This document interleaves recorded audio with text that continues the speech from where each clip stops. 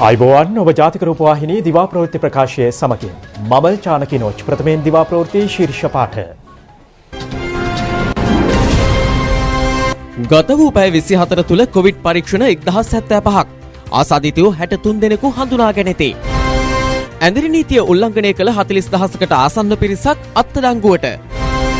අලුත් ජීවන රටාවකට යොමු වීම කොරෝනා මර්ධනයට අත්‍යවශ්‍යයි. සෞඛ්‍ය අංශ අවධාරණය කරයි.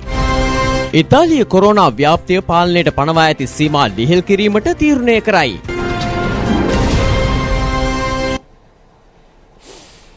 මෙරට කොරෝනා වෛරසය ආසාදනය වූවන්ගෙන් 120 දෙනෙකු සුවය ලබා පිටව ගොස් ඇති අතර 396 දෙනෙකු රෝහල් තුල තවදුරටත් ප්‍රතිකාර ලබමින් සිටිනවා. දිවයිනේ ඊයේ වාර්තා වූ කොරෝනා වෛරස ආසාදිතයන් ගණන 63ක්. ඒ අනුව දිනක් තුළ මෙරට කොරෝනා වෛරසය ආසාදිත වැඩිම පිරිසක් වාර්තා වූයේ ඊයේ දිනයි. ඊයේ දිනේ ක්ෂේත්‍ර සෞඛ්‍ය කාර්ය මණ්ඩල මේ ලංකාව පුරා මේ දිස්ත්‍රික්වල ඒ ස්ථානවලට ගොස් ඒ සොබ් ලබාගෙන පරීක්ෂණාගාරවලට එවලා ඒ පරීක්ෂණාගාරවල පරීක්ෂණ කළ ප්‍රතිඵල නිකුත් කිරීමේ ප්‍රතිඵලයක් හැටියට තමයි මෙම ආසාදිතයන් හඳුනාගෙන තියෙන්නේ. ඊයේ දිනේ 1075ක් පස්වරු 5 දක්වා පරීක්ෂණ කළා තියෙනවා මේ ලැබ් වල. හඳුනාගත් රෝගීන් 63 දෙනාගෙන් 53 දෙනෙකු වැලිසර නාවික හමුදා කඳවුරේ සේවයේ නියුතු නිලධාරීන් බව වාර්තා වනවා. තවත් 5 දෙනෙකු නිරෝධායන මධ්‍යස්ථාන වෙත යොමු කර සිටි පුද්ගලයන්. නාවික හමුදාවේ සිට විශ්‍රාම ගොස් සිටියදී වැලිසර නාවික හමුදා කඳවුරට යලි පැමිණි නිලධාරියෙකුටද වෛරසය ආසාදනය වී තිබෙනවා. තවත් එක් රෝගියෙකු ගුවන් හමුදා නිලධාරියෙක් වන අතර තිදෙනෙකු වාර්තා වන්නේ කොරෝනා වෛරසය ආසාදනය වූ නාවික හමුදා නිලධාරීන්ගේ පවුල්වල සමාජිකයන් ලෙසයි. අපිට වැඩි රෝගීන් සංඛ්‍යාවක් මේ හරහා ලැබුණත් අපි හිතනවා මේ නාවික හමුදාව විනයක් ඇති සංවිධාන ව්‍යුහයක් ඇති ඉහළින් හොඳින් පාලනය වෙන කොටසක් හැටියට මේ වෙනත් ජන කණ්ඩායම් සමග කටයුතු කළා මේ පාලනය කිරීමට වඩා පහසුවෙන් පාලනය කිරීමේ හැකියාවක් ලැබෙයි කියලා. ඒ වගේම මම කියන්න ඕන මේ ආසාදිතයන් පිළිබඳ කටයුතු කිරීම කියන්නේ ඇත්ත වශයෙන්ම මේ අපරාධකරුවන් රැහන්ට හසු කරගන්නවා වගේ ක්‍රියාවලියක් නෙවෙයි. මේ රෝගය කියන්නේ ශ්වසන මාර්ගයෙන් කැස්ස හෙම්බිරිසාව මේ අපේ සාමාන්‍ය වෛරස් වුණ බෝ වෙනවා වගේ ඇතිවෙන රෝගයක්. එතකොට මේ කිසිවකු දෙහා අපි නරකට බැලිය යුතු නැහැ. ඒ වගේම බණ්ඩාරනායක මාවත ප්‍රදේශයේ 90කට අධික ආසාදිතයන් සංඛ්‍යාවක් ඇති වුණා. එතකොට මේ බණ්ඩාරනායක පුර පවා අද වෙන විට සැලකිය යුතු පාලනයකට නතු වෙලා තියෙනවා. මේ නාවික සෙබළුන් අපගේ විරෝධාර රණවිරුවන් ශ්‍රී ලංකාවේ විවිධ ප්‍රදේශවලින් පැමිණි අයවලුන්. මේකත් එක්ක සමහරලාට මේ රටේ අයවලුන්ගේ යම්කිසි භීතියක් තියෙනවා. මුළු රට පුරාම පැතිරෙලා ගිහිල්ලාද අපි පොකුරකට නෙමෙයි තවදුරටත් රඳවගෙන තිබෙන්නේ කියලා. ඔව් අපි පොකුරකට තමයි නාවක කියන පොකුරකට තමයි අපි රඳවගෙන තිබෙන්නේ. ඒ ගියපු කට්ටියගේ නමුත් මේ විරෝධාර රණවිරුවන් මුළු ජන කොට්ටාසෙම නියෝජනයක් තමයි ත්‍රිවිධ හමුදාව ඉන්නේ. එසේ නොමැතිනම් එක් නගරයකට එක දිස්ත්‍රික්කයකට පමණක් සීමා වෙච්ච කට්ටියක් නෙමෙයි ත්‍රිවිධ හමුදාව ඉන්නේ. නමුත් සමහර දිස්ත්‍රික්කයකින් එක් පුද්ගලයෙක් හමු වෙන්නේ. ඒ දිස්ත්‍රික්කෙම යම්කිසි තති ගැනීමකට ලක් වෙලා තිබෙනවා. අපි යම්කිසි දිස්ත්‍රික්කයක හමු වෙච්ච කට්ටිය මෙතෙක් කල් හොයාගෙන ඔවුන් නිරෝධායන මධ්‍යස්ථානයකට යොදවලා ඔවුන් මේ නගරය විවෘත කරන්න අපි කටයුතු කරේ නැද්ද? ඉතින් මං හිතන්නේ මේ තරම් බිය යුතු නෑ. ඒත් එක්කම තව දෙයක් තමයි අපි අර එදා ඉඳලා හිටපු ගණන් අපි අවශ්‍යතාවයක් නෑ. දැන් රටේ ඉන්න ආශ්‍රිතයන් ගැන තමයි විශේෂයෙන්ම හිත යොමු කර යුත්තේ. නැත්නම් ආසාදනය වෙලා ගෙවල් වල ඇවිල්ලා දැන් බොහොම හොඳින් ඉන්න කට්ටිය ගැන තවම කතා කරනවා. ඒ විය යුතු නැහැ. මලසිරුරු බහලන පොලිතීන් ආවරණ ඇනවුම් කිරීම සම්බන්ධයෙන්ද සෞඛ්‍ය සේවා අධ්‍යක්ෂ ජෙනරාල්වරයා අදහස් පළ කළා. ඕනෑම රටක මෙම පොලිතීන් ආවරණ තොගයක් පවත්වා ගත යුතු බවයි ඔහු කියා සිටියේ. මේ බොඩි බෑග් කියන්නේ මේ COVID-19 සඳහා පමණක් අවශ්‍ය කරන දෙයක් නෙවෙයි. ඕනෑම රටක මේ බොඩි බෑග් ඕනෑම අවස්ථාවක ඇත්ත වශයෙන්ම යම්කිසි තොගයක් පැවතිය යුතුයි. මොකද අපි අනපේක්ෂිත විවිධ ආපදා තත්ත්වයන් ඇති වෙනවා. ඒ ආපදා තත්ත්වයන්හිදී විශේෂයෙන්ම භාවිතා කරන දෙයක් තමයි ඔය කියන බොඩි බෑග්. ළඟදී ඇති වුණු ඉතා නරක ඊස්ටර් ප්‍රහාරයේදීත් මේ බොඩි බෑග් භාවිතා කරනු ලැබුවා. මේ තොග පවත්වා ගැනීම රටක මේ බොඩි බෑග් ඇනවුම් කිරීම කියන කාරණාව ඔස්සේ විශාල වශයෙන් මරණ ඇති වෙයි කියන එක ජනගත වීම සුදුසු වන්නේ නැහැ. එය නෙවෙයි එහි අරමුණ. උමන තත්වයට ඇති වුණත් මේවා අනිකුත් දේ වගේම රටක තිබිය යුතු පාංග හැටියට මට කියන්න පුළුවන්. ඇඳිරි නීතිය උල්ලංඝනය කළ 40000කට ආසන්න පිරිසක් මේ වන විට අත්අඩංගුවට ගෙන ඇතැයි පොලිසිය පවසනවා. මේ අතර අද දිනේ දිවයිනටම බලපැවැත්වෙන පරිදි ඇඳිරි නීතිය ක්‍රියාත්මකයි.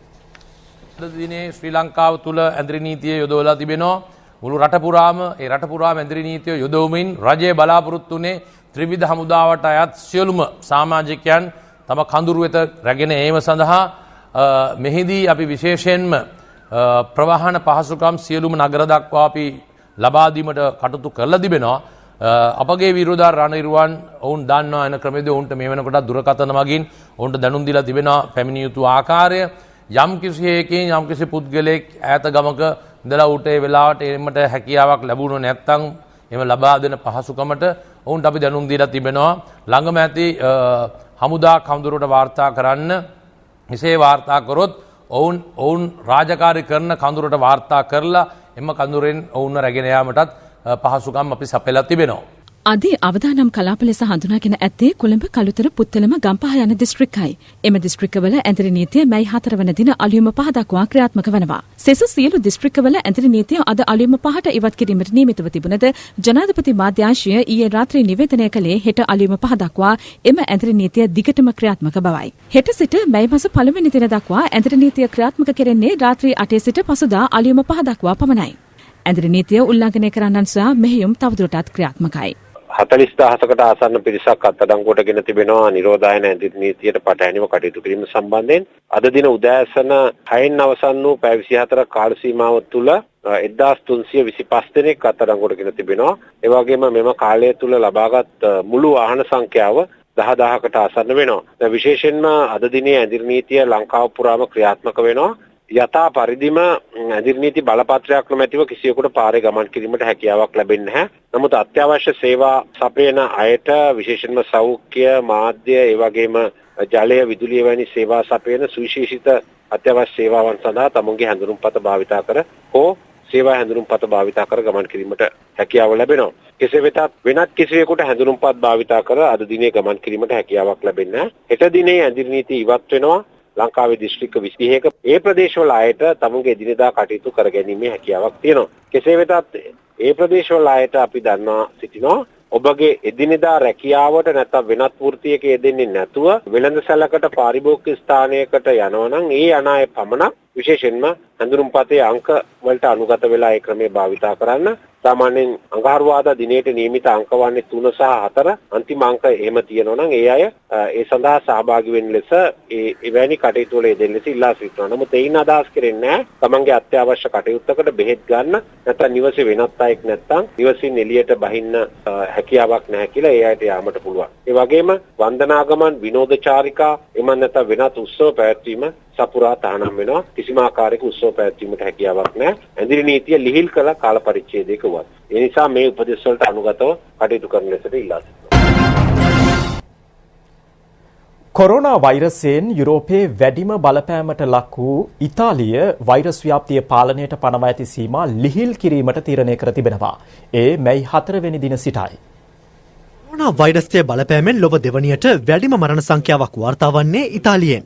එම මරණ ගණන 26600කට අධිකයි. ඉතාලියේ කොරෝනා වෛරසය ආසාදිත සමස්ත සංඛ්‍යාව 1,97,000 ඉක්මවනවා. කෙසේ වුවද සති 7ක පමණ සිට රටේ ක්‍රියාත්මක වසා දැමීමේ නීති ලිහිල් කිරීමට තීරණය කර ඇත්තේ ඉකුත් පැය 24 තුළ එරටින් කොරෝනා නව මරණ 260ක් පමණක් වාර්තා වීම හේතුවෙන්. අග්‍රාමාත්‍ය ගුසෙප් කොන්ටේ කියා සිටියේ ඒ අනුව ඉතාලි වැසියන්ට කුඩා කණ්ඩායම් වශයෙන් සිය ඥාතීන්ගේ නිවෙස් වෙත යාමට අවසර හිමිවන බවයි. එරට උද්‍යානද නැවත විවෘත කිරීමට තීරණය කර ඇති අතර එම ස්ථාන වෙත යාමේදී අනිවාර්යෙන් මුඛ ආවරණ පළඳින ලෙසට බලධාරීන් උපදෙස් දී තිබෙනවා. කෙසේ වෙතත් ඉතාලියේ පාසල් එළඹෙන සැප්තැම්බර් මාසයේ තෙක් විවෘත නොකිරීමටයි පියවරගෙන ඇත්තේ. ඉතාලියේ කොරෝනා වෛරසය ආසාදනය වූ 64928 දෙනෙකු සුවය ලබා සිටිනවා. කොරෝනා වෛරසයෙන් තවමත් ලොව වැඩිම බලපෑමකට ලක්ව සිටින්නේ ලෝක බලවතාවන ඇමරිකාවයි. ඉකුත් පැය 24 තුළ එරටින් කොරෝනා නව මරණ 1157ක් වාර්තා වී තිබෙනවා. කෙසේ වුවද එය මීට පෙර දිනක වාර්තා වූ මරණ සංඛ්‍යාවට සාපේක්ෂව පහළාගයක්. අමරිකාවේ සමස්ත මරණ සංඛ්‍යාව මේ වන විට 55000 ඉක්මවා ගිහින් ඉකුත් පැය 24 තුළ එරටින් නව ආසාදිතයන් 26509 දෙනෙකු හඳුනා ගැනීමත් සමග අමරිකාවේ සමස්ත ආසාදිතයන් සංඛ්‍යාව 9,87,000 ඉක්මවා ගියා. මේ අතර අමරිකාව එරට ප්‍රාන්ත කිහිපයක තවදුරටත් පනවා ඇති වසා දැමීමේ සීමා ඉවත් කිරීමට තීරණය කර ඇති බවයි වාර්තා වන්නේ. කොරෝනා වෛරස් ව්‍යාප්ති පාලනයට දැඩි සීමා පැන වූ තවත් යුරෝපානු රටක් වන්නේ ස්පාඤ්ඤයයි. කෙසේ වුවද මෙවන විට අදාළ සීමාවන් දරුවන් සඳහා ලිහිල් කර ඇති අතර ඒ අනුව දරුවන්ට පිටතට යාමට අවසර හිමිව තිබෙනවා. ඉකුත් පැය 24 තුළ ස්පාඤ්ඤයෙන් කොරෝනා මරණ 288ක් වාර්තා වූයේ එරට සමස්ත මරණ සංඛ්‍යාව 23000 ඉක්ම වූ අගයක් බවට පත් කරමින් ස්පාඤ්ඤයෙන් වාර්තා වන කොරෝනා ආසාදිත සමස්ත සංඛ්‍යාව 2,26,000 ඉක්මවනවා. මේ අතර සෑම වසරකම අප්‍රේල් මාසයේ ස්පාඤ්ඤයේ සෙවිලා නගරයේ පැවැත්වෙන සුප්‍රසිද්ධ ෆෙඩියාද සෙවිලා සැනකෙළිය මෙවර පැවැත්වුණේ වෙනස් අයුරකින්. ඒ අනුව ජනතාව සිය නිවෙස්වල සඳලු තලවල සිට නටමින් සහ ගයමින් සැනකෙළියේ විචිත්‍රත්වය කොරෝනා වෛරස තත්ත්වය මැද්දේ වුවද විඳ ගැනීමට කටයුතු කර තිබෙනවා.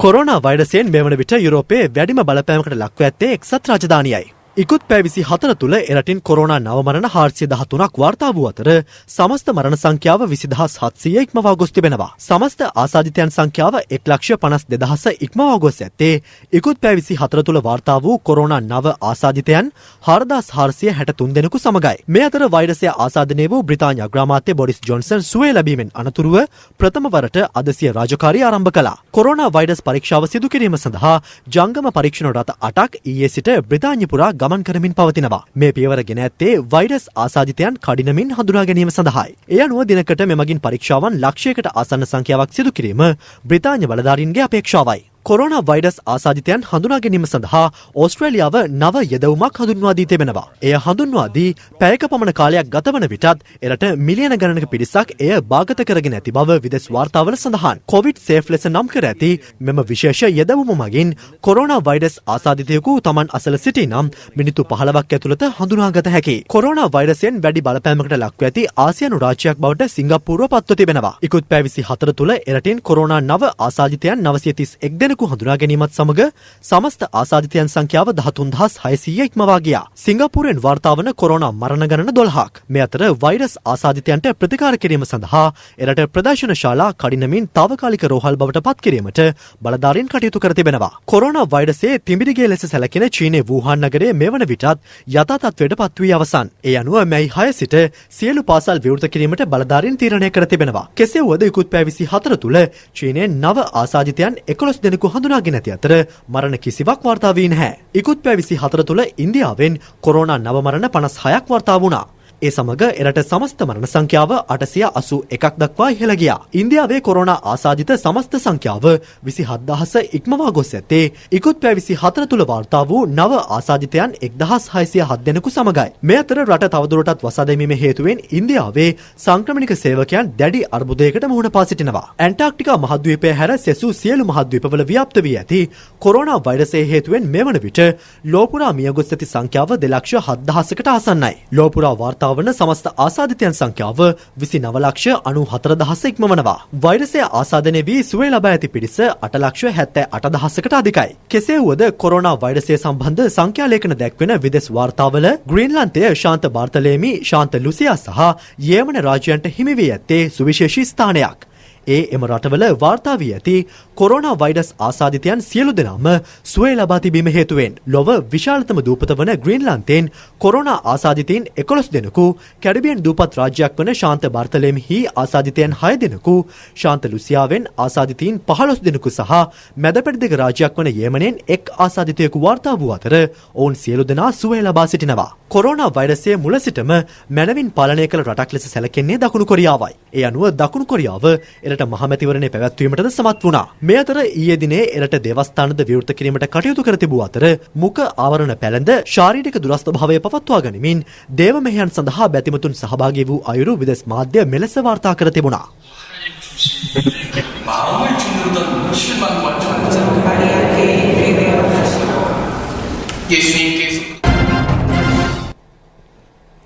සමාජයේ ඉදිරියේදී යොමු විය යුත්තේ පුරුදු ජීවන රටාවට නොව අලුත් ජීවන රටාවකට බව සෞඛ්‍ය ප්‍රවර්ධන කාර්යාංශය පවසනවා.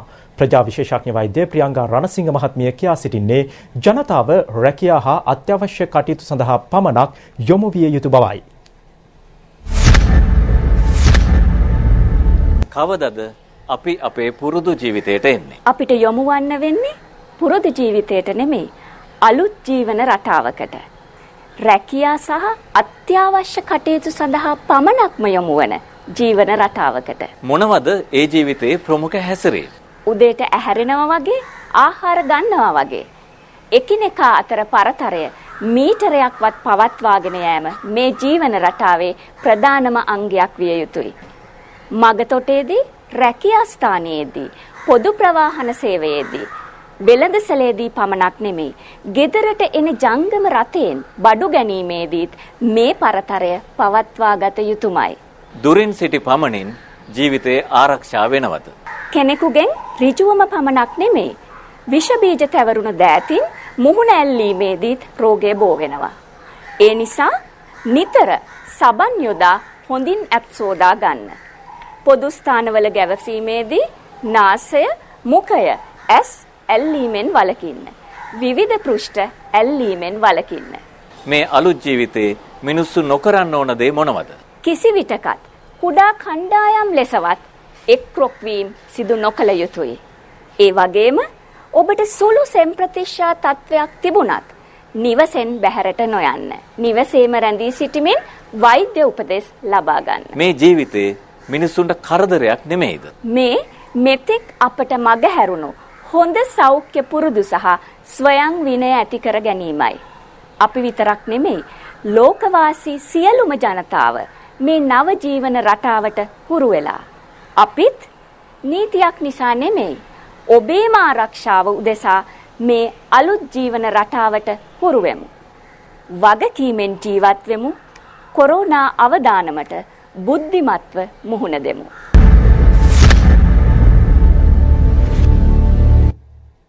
මේ දක්වා මහමැතිවරණයට අදාළ සියලු කටයුතු සිදු කර ඇත්තේ ආණ්ඩුක්‍රම ව්‍යවස්ථාවට සහ මැතිවරණ පනතට අනුව බව නීතිවේදීන් පවසනවා. කොරෝනා වෛරසය හමුවේ මැතිවරණයේ කල් ගියද කැඳවා ඇති නාම යෝජනා අවලංගු නොවන බවයි ඔවුන් පෙන්වා දෙන්නේ. පාර්ලිමේන්තුව කැඳවන්න පුළුවන් එකම පුද්ගලයා ඉතා පැහැදිලි ලෙස ජනාධිපතිවරයා පමණයි. එතුමාට අවශ්‍ය නැත්නම් කිසි කෙනෙකුට බල කරන්න බෑ පාර්ලිමේන්තුව කැඳවන්න කියලා. ඒකත් හරියට මල මිනිහකට පණ දෙන්න වගේ වැඩක්. මැතිවරණයෙන් කොටසක් අවසන් ඒ කියන්නේ නාම යෝජනා කාල සීමාව ඉවර වෙලා නාම යෝජනා බාරගෙන තියෙන්නේ. දැන් තියෙන්නේ ඡන්දයේ පැවැත්වීම විතරයි. පැවැත්වීම කියන එක වෙනත් හේතු නිසා වුණත් කල් දාන්න පුළුවන්. නාම යෝජනා දිස්ත්‍රික්ක 22කට බාරගත්ත දවසේ දේශපාලන පක්ෂ හෝ ස්වාධීන කණ්ඩායම් 22ක් පමණ එක් දිස්ත්‍රික්කයට ආවනම් උන් නිතරම මෙලාට පත් වෙලා පාර්ලිමේන්තුවේ වැඩ ආරම්භ කළා. එහෙමනම් ඒ හින්දා නාම යෝජනා 100%ක්ම වළංගුයි පාර්ලිමේන්තු මැතිවරණයක් එනතේ. අපේ රටේ බෝවන රෝග පිළිබඳ නීතියක් තියෙනවා. අපේ රටේ නිරෝධායන සහ රෝග පැතිරවීම වැළැක්වීම නීතියක් තියෙනවා. නිරෝධායන පනත සම්මත කරලා තින්නේ 1897. ඒ නීතියේ සුවිශේෂත්වයකුත් තියෙනවා. ඒකත් මම පැහැදිලි කරන්න ඕනේ මේ පාර්ලිමේන්තුව කැඳවන්න ඕනේ කියලා කියන කතාව නිසා. ඒ නීතියේ තියෙන්නේ ඇමතිවරයාට රෙගුලාසි හදන්න පුළුවන් කියලා මේ නිරෝධායන සහ රෝග වැළැක්වීමට. අමාත්‍යවරයාට බලතල දීලා තියෙනවා ඕනම දෙයක් කරන්න මේ රෝගී තත්ත්වයක් යටතේ ඒ රෝගය මර්ධනය කරන්න. උදාහරණයක් කියන්නම්. මැරුණු මිනිහෙක්ගේ දේහය භූමි දානය කරන්න ඕනේද, පුච්චන්න ඕනේද, මොන ආකාරයකටද භූමි දානය කරන්න කියන එක පිළිබඳ රෙගුලාසි හදන්න පුළුවන්. ඒක කරන්න තියෙන්නේ සෞඛ්‍ය ඇමතිවරයාට. එතකොට අපි හිතමු අඩුපාඩුවක් තිබ්බා කියලා. සෞඛ්‍ය ඇමතිවරයාට පුළුවන් ගැසට් එකක් ගහලා ඒ අඩුපාඩුව සම්පූර්ණ කරන්න. පාර්ලිමේන්තුව නැත්තම් මේ අඩුපාඩු සම්පූර්ණ කරන්න බෑ කියන කතාවේ පදනමක් නෑ.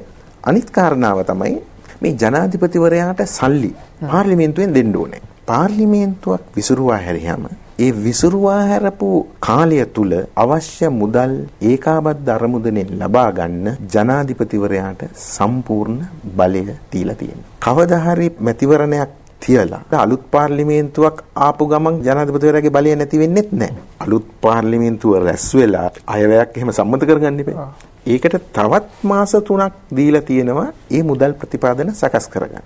අපි මැතිවරණේ අපි තම අවුරුද්දකින් ගල්ලා ගියා කියලා. එදා හිටන් තව මාස 3ක් තියෙනවා ජනාධිපතිවරයාට. ඒක වගන්තිය තියෙන ඕන කෙනෙකුට අන්තර්ජාලයට ගිහිල්ලා බලන්න පුළුවන්. ආණ්ඩුක්‍රම ව්‍යවස්ථාවේ 153 වගන්තිය. අඩු ආදායම්ලාභී ජනතාවට රජය මගින් රුපියල් 5000ක දීමනාවක් ලබා දීම දිවයින පුරා සාර්ථකව ක්‍රියාත්මකයි. එම ජනතාවට වියලි ආහාර ද්‍රව්‍ය බෙදා හැරීමේ කටයුතුද අඛණ්ඩව ක්‍රියාවට නංවා තිබෙනවා. ඒ රාජ්‍ය හා පෞද්ගලික දෙයන්ශය මගින්. ගාල්ල කඩවත් සතර ප්‍රාදේශීය ලේකම් කොට්ටාශයේ 10265 දෙනෙකුට රුපියල් 5000ක දීමනාව වශයෙන් රුපියල් 5,13,25,000ක මුදලක් මේ වන විට ගෙවා අවසන් කර තිබෙනවා. මුදල් මෙතෙක් නොලැබුණු සියලු දෙනාට අද දිනේ දීමනා ලබා දී අවසන් කිරීමට නියමිතයි. ගාල්ල නාකොට ප්‍රාදේශීය ලේකම් කොට්ටාශයේ රුපියල් 5000ක දීමනාව මෙතෙක් නොලැබුණු සහ අභ්‍යාචනා ඉදිරිපත් කළ අඩු ආදායම්ලාභී පවුල් වෙත දීමනා ලබා දීමට මේ දිනවල ක්‍රියාත්මකයි. යටලමත්ත ග්‍රාම සේවා ආවාසමේ ප්‍රතිලාභීන් 148 දෙනෙකුට රුපියල් 7,40,000ක මුදලක් මේ වන විට ගෙවා අවසන්. නැතිබරි අහිංසක මිනිසුන්ට මේ කරන ලද ආධාරය රජයටත් ගරු අගමැතිතුමාටත් අපගේ අවංක ආදර ස්තුතිය පුද කරමි. 5000 දීමනාව ලබා දීම ගැන සමස්ත රජයටත් ජනාධිපතිතුමාට බෙහෙවින්ම ස්තුතිවන්ත වෙනවා. මොරටුව ප්‍රාදේශීය ලේකම් කොට්ටාශයේ ග්‍රාම නිලධාරී වසම් 42ක 19500 දෙනෙකු සඳහා රුපියල් 5000 දීමනාව ලබා දීම මේ දිනවල සිදු කෙරෙනවා. මේ වන විට 11338 දෙනෙකුට එම මුදල ගෙවා අවසන්. බේරුවල වලතර හා මාගල්කන්ද යන ප්‍රදේශවල අඩු ආදායම්ලාභී පවුල් 1500කට සහල් මළු බෙදා දීමේ වැඩසටහනක් ඊයේ සංවිධානය කෙරුණා. ඒ නියෝජ්‍ය පොලිස්පති දේශබන්දු තෙන්නකෝන් මහතාගේ ප්‍රධානත්වයෙන් පූජ්‍ය මාගල්කන්දේ සුදන්ත හිමියන්ගේ ඉල්ලීමකට අනුව සමන් ගමගේ පදනම ඊට මූල්‍ය අනුග්‍රහය දක්වා තිබෙනවා. කළුතර වලගෙදර ප්‍රදේශයේ වසර 15ක් පුරන්ව පැවති කුඹුරු අක්කර 50ක් පමණ අස්වැද්දීම ආරම්භ කර තිබෙනවා. ගල්ලන මුල්ලයාය පුරන් කුඹුරු අස්වැද්දීම සිදු කෙරෙන්නේ ප්‍රදේශයේ ගොවීන්ගේ සහභාගීත්වයෙන්. වලගෙදර පංචමහා විහාරයේ විහාරාධිපති පූජ්‍ය පන්නිල සිරිසීල විමල හිමියන් මේ සඳහා නායකත්වය ලබා දුන් බව අප වාර්තාකරු පවසනවා. කොරෝනා වෛරසය හේතුවෙන් නිවෙස්වල රැඳී සිටීමට සිදුව ඇති බොහෝ පිරිසක් වගා කටයුතු සඳහා යොමු ඇති බවද ඔහු කියා සිටියා. ඒ අනුව පුරන් කුඹුරු අස්වැද්දීමට ප්‍රදේශීය වෛද්‍යවරුන් ආබාධිත සෙබළුන් සහ ජනතා නියෝජිතයන්ද සහභාගී වී සිටියා. වී ඉස කුඹුරු අස්වැද්දීම පළමුවෙන් ආරම්භ කරන ලදී පූජ්‍ය පන්නිල සිරිසීල විමල හිමියන් විසින්. මීට සමගාමීව ප්‍රදේශවාසීන් ගෙවතු වගාවද ආරම්භ කර තිබෙනවා. හෝකන්දර දකුණ ප්‍රදේශයට අයත් පුරන් කුඹුරු අක්කර 10ක් අස්වැද්දීමද පසුගියදා ආරම්භ කෙරුණා. ඊට දායක වී සිටින්නේ ප්‍රදේශයේ තරුණ පිරිස සහ හෝකන්දර ප්‍රගති ගොවි සමාජයයි. මීට සමගාමීව ප්‍රදේශයේ අනිකුත් ඉඩම්වල එළවලු භෝග රැසක් වගා කිරීමට පියවරගෙන තිබෙනවා. කුරුණෑගල දිස්ත්‍රික්කයේ පැවති නියගිය අවසන් කරමින් මේ දිනවල වැසි ඇදහැලමින් පවතින බව අප වාර්තාකරු පවසනවා. ඒ අනුව වී වගාව සහ අතිරේක භෝග වගා ආරම්භ කිරීමට අවස්ථාව උදා වෙලා. යලකන්නේ සඳහා දිස්ත්‍රික්කයේ අතිරේක භෝග වගාවට ගොවීන් උනන්දු කරවීමේ විශේෂ වැඩපිළිවෙලක් පළාත් කෘෂිකර්ම දෙපාර්තමේන්තුව මගින් ක්‍රියාත්මකයි. දිවයිනේ විශ්වවිද්‍යාල 4ක ඉංජිනේරු පීඨවල ඉගෙනුම ලබන සිසුන් 6 දෙනෙකු නිෂ්පාදනය කළ විෂබීජානුහරණ කුටියක් බිබිල මූලික රෝහල වෙත පසුගියදා පරිත්‍යාග කෙරුණා. ආදිනිය රුහුණ මොරටුව සහ කොළඹ යන විශ්වවිද්‍යාලවල ඉගෙනුම ලබන මෙම සිසුන් 6 දෙනා බිබිල ප්‍රදේශයේ පදිංචිකරුවන්. සංක්‍රීය විෂබීජානුහරණ කුටියක් වන මේ නිෂ්පාදනයට රුපියල් 75000ක මුදලක් වැය වී තිබෙනවා. එම මේ අතර කරාපිටිය ශික්ෂණ රෝහලේ කොරෝනා ආසාදිත රෝගීන්ට ප්‍රතිකාර ලබා දීම සඳහා නවීන රොබෝ යන්ත්‍රයක් පරිත්‍යාග කෙරුණා. ඒ නිර්මාණය කර ඇත්තේ රජරට වයඹ යන විශ්වවිද්‍යාලවල සහ ශ්‍රී ලංකා තොරතුරු තාක්ෂණ ආයතනයේ ඉගෙනුම ලබන සිසුන් 30 දෙනෙකු එක්වයි. රොබෝ යන්ත්‍රය මගින් කොරෝනා ආසාදිත රෝගීන් සඳහා ඖෂධ සහ අනෙකුත් සේවා ඉතා ආරක්ෂාකාරීව සැලසීමේ පහසුව ලැබී තිබෙනවා.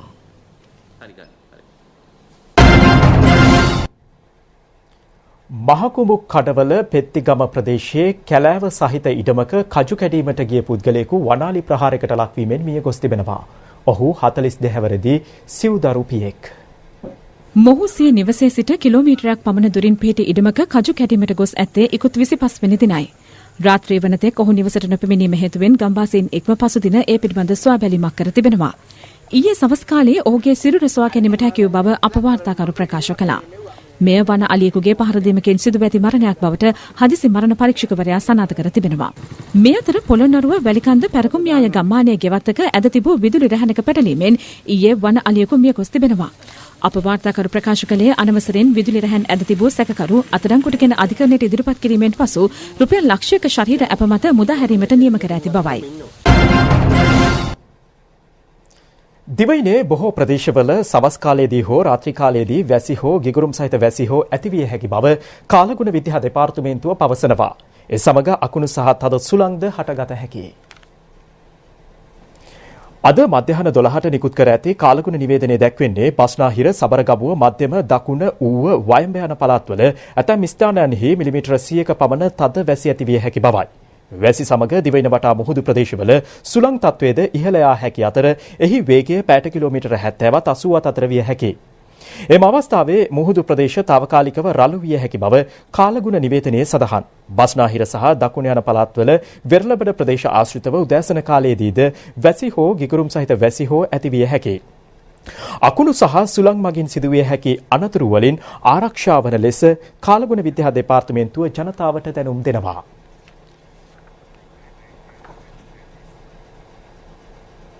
එසමගින් ජාතික රූපවාහිනී දිවා ප්‍රවෘත්ති ප්‍රකාශය නිමාවට පත් වෙනවා. ආයිබෝවන්